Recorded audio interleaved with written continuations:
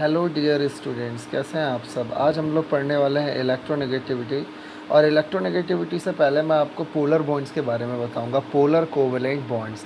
तो polar covalent bonds क्या होते हैं? Polar covalent bonds are those covalent bond which are formed between the elements their electronegativity is different, right. जैसे अगर मैं इसका एक एग्जांपल ले लेता हूँ, HCl।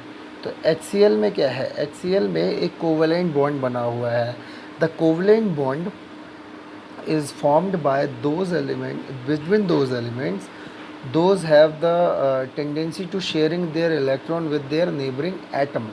ठीक है, तो जैसे हाइड्रोजन ने अपना इलेक्ट्रॉन शेयर किया क्लोरीन के साथ, तो जिससे क्लोरीन की वैलेंसी भी पूरी हो गई और हाइड्रोजन की वैलेंसी भी पूरी हो गई, जिससे क्या बना, हाइड्रोजन के बीच हाइड्रोजन और क्लोरीन के बीच एक बॉन्ड बना जिसको हम कोवेलेंट बॉन्ड कहते हैं। अब इसमें शेयरिंग हुई है तो इन दोनों का जो इलेक्ट्रॉन है वो बिल्कुल एग्जैक्टली इनके बीच में होना चाहिए था, है ना।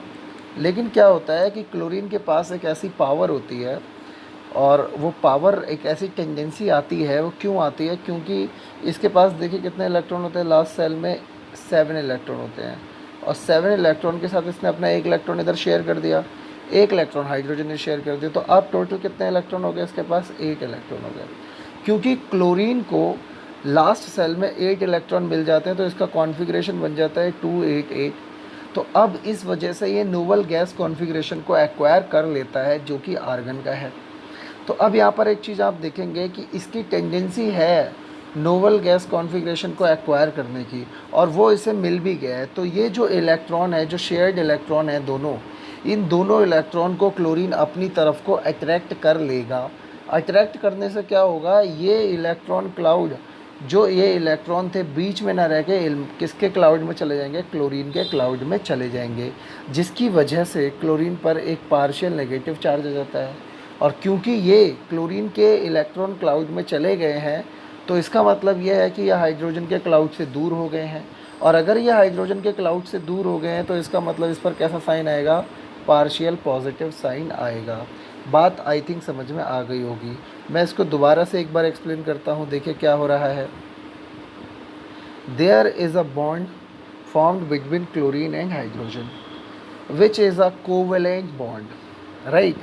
In a covalent bond, electron are shared by both the element participating in the molecule, right? In that manner we can say that the electron shared between them are stay in the between, yeah, stay in the middle of the bond, right? Stay in the middle of the bond. But due to the tendency of chlorine to acquire the noble gas electronic configuration, that's why it attract their electron toward itself. It means these electron are become closer to the chlorine, right? And they stay away from the hydrogen.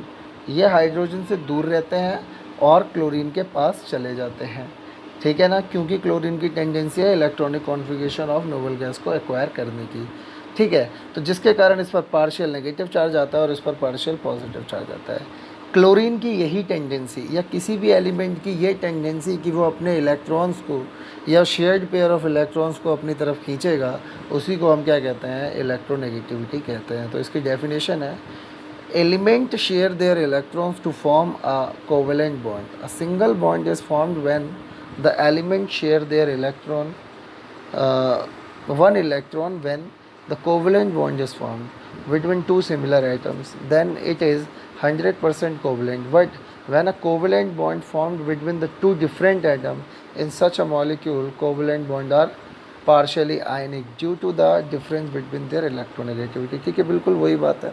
Electronegativity can be defined as the tendency of atom to attract the shared pair of electron toward its own side in a covalent bond. It is known as electronegativity. बात समझ में आ गई? Electronegativity क्या है? किसी भी element की वो टेंडेंसी जिसके कारण वो शेयर्ड पेयर ऑफ इलेक्ट्रॉन को अपनी तरफ खींचता है। Those molecule having difference in their electronegativity and form a covalent bond are known as polar covalent bond. उनके covalent bond क्या होंगे? polar covalent bond कहलाएंगे. ठीक है, बहुत सिंपल सा इसका कॉन्सेप्ट है. उसके बाद जो इंपॉर्टेंट चीज़ है यहाँ पर समझने वाली वो ये है, फैक्टर अफेक्टिंग इलेक्ट्रोनेगेटिविटी. देखिए सबसे पहले आता है ENC. ENC को आप बहुत अच्छे से जानते हैं. थोड़ा सा नीचे हो गया मैं इसको, हाँ. ANC को आप अच्छे से जानते हैं, इफेक्टिव न्यूक्लियर चार्ज, जिसको मैं कई बार बता भी चुका हूँ. Higher the ENC greater the tendency to pull the shared pair of electron toward itself. अगर किसी का ENC इफेक्टिव न्यूक्लियर चार्ज ज़्यादा है, मतलब किसी कंपाउंड को अट्रैक्ट करने की या किसी इलेक्ट्रॉन को अट्रैक्ट करने की पावर ज़्यादा है, तो इसका मतलब क्या है? इलेक्ट्रॉन आसानी से उसकी तरफ आएगा, और इलेक्ट्रॉन आसानी से उसकी तरफ आएगा तो इसका मतलब क्या है? उसकी पावर भी बढ़ेगी इलेक्ट्रोनेगेटिविटी की. ठीक है, तो इलेक्ट्रोनेगेटिविटी पावर बढ़ेगी विथ ENC. तो ENC is directly proportional to the electronegativity. ठीक है, okay. Next, size of the atom. Size अगर बड़ा है तो ऑब्वियस है इलेक्ट्रॉन खींचने में दिक्कत होगी, इलेक्ट्रॉन को अट्रैक्ट करने में दिक्कत होगी. तो size of the atom decrease the electronegativity. Oxidation state. Oxidation state क्या होती है? जित कंपाउंड की ऑक्सीडेशन स्टेट जितनी पॉजिटिव होगी उतना ज़्यादा उसके पास क्या होंगे? प्रोटॉन्स होंगे, और जितने ज़्यादा प्रोटॉन्स होंगे उतनी जल्दी क्या करेगा? वो इलेक्ट्रॉन्स को खींचेगा. और ऑक्सीडेशन स्टेट जिसकी हायर होगी वो इसकी इलेक्ट्रोनेगेटिविटी भी हायर होगी. स्टेट ऑफ हाइब्रिडाइजेशन, ये थोड़ा सा इंपॉर्टेंट है. स्टेट ऑफ हाइब्रिडाइजेशन का मतलब क्या? देखिए, स्टेट ऑफ हाइब्रिडाइजेशन में हम क्या पढ़ते हैं? sp3, sp2 और sp. इस सब के बेसिस पर हम क्या बताते हैं? इस सब के बेसिस पर हम एस कैरेक्टर बताते हैं. जैसे ये देखो, ये इसमें कितने एलिमेंट है? 4. तो 100 divided by 4 is equals to कितना आएगा? 25. तो sp3 के लिए देखिए कितना आ रहा है? 25. ऐसे इसमें कितने एलिमेंट है? 3 को 100 से डिवाइड करेंगे कितना आएगा? 33.3%. तो इसका मतलब क्या हो गया कि ये एस कैरेक्टर कितना हो गया? 33%. ऐसी sp में कितना हो गया? 50%. तो जिसमें जितना ज़्यादा एस कैरेक्टर होता है उसका साइज़ उतना ही क्या होता है? छोटा. और जिसका साइज़ जितना ज़्यादा छोटा होता है वो उतना ही ज़्यादा इलेक्ट्रोनेगेटिव होता है. तो इस केस में सबसे ज़्यादा जो कौन आएगा? sp, फिर sp2, फिर sp3. तो इस तरीके से आपका ये एक्सप्लेनेशन होता है. ठीक है. Scale of electronegativity. Scale of electronegativity क्या है? अगर हमें किसी भी कंपाउंड की इलेक्ट्रोनेगेटिविटी की वैल्यू निकालनी है, ठीक है, जैसे नाइट्रोजन की वैल्यू कितनी है? 3. ठीक है ना. Fluorine is the most electronegative element. तो किसी भी कंपाउंड की इलेक्ट्रोनेगेटिविटी निकालनी है तो कैसे निकालेंगे? उसके लिए फार्मूला है chi minus chi B is equals to 0.028 E A minus B minus under root EAA into EBB का पावर हाफ. यहाँ पे देखेंगे chi A is the electronegativity of A, chi B is the electronegativity of B, EA-B bond energy of AB molecule, जैसे HCl molecule लिया था तो हमने HCl की, EAA bond energy of H2 and EBB bond energy of B. ठीक है. तो इस तरीके से हम इस सारी वैल्यूज़ को रखेंगे, हमें ऑलमोस्ट सारी वैल्यूज़ निकल जाएंगी, तो हमें XAB मतलब उसका इलेक्ट्रोनेगेटिविटी का पता लग जाएगा. According to the electronegativity of the atom is N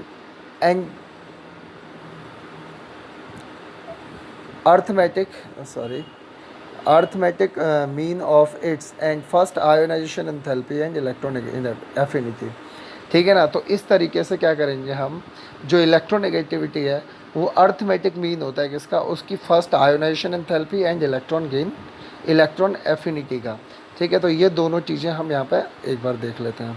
उसके बाद क्या आता है? उसके बाद आता है MP एंड BP. ठीक है. MP और BP क्या हुआ है? Melting point and boiling point.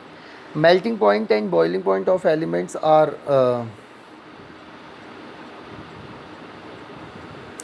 Governed by the nature of force existence between their atoms. तो इसको हम डिटेल में तब पढ़ सकते हैं जब हम किसी एक पर्टिकुलर एलिमेंट या किसी मॉलिक्यूल के बारे में पढ़े. जैसे HCl है तो HCl में जो बॉन्डिंग है वो थोड़ी सी स्ट्रांग होगी, क्योंकि वो क्या है? जैसे आप एक चीज़ देख लेते हैं, जैसे HCl है तो HCl के बीच में बॉन्डिंग स्ट्रांग होगी क्योंकि उसके ऊपर पार्शियल नेगेटिव और उसके ऊपर पार्शियल पॉजिटिव है, दोनों एक दूसरे को अट्रैक्ट करेंगे. बट यहीं पर हम H2 की बात करें तो ये पोलर नहीं है, नॉन पोलर है. और जब ये नॉन पोलर है तो इसका मतलब क्या है? ये एक दूसरे को अट्रैक्ट नहीं करेगा. ठीक है ना. वेरिएशन क्या है? जैसे on moving from left to right in a period MP and BP increases then decreases gradually. उसके बाद ग्रुप में क्या होगा, अब मिक्स ट्रेंड, ग्रुप में मिक्स ट्रेंड होता है, is depend upon the type of group और type of molecules formed by the group element, ठीक है। तो इसके अकॉर्डिंग हम इसको बता सकते हैं।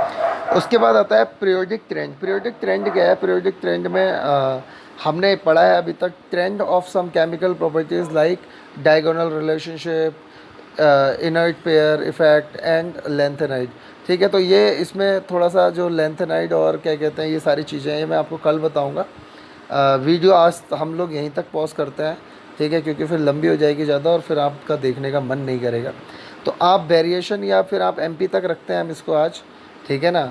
और जो यहाँ पर बोल रहा है पीरियोडिक ट्रेंड्स, उसको मैं कल एक्सप्लेन करूँगा इनर्ट पेयर इफेक्ट के साथ, ठीक है। तो इनर्ट पेयर इफेक्ट भी आपको समझ आ जाएगा। Thank you. और क्या कहते हैं, अगर कोई डाउट होता है तो आप मुझे ज़रूर बताइएगा।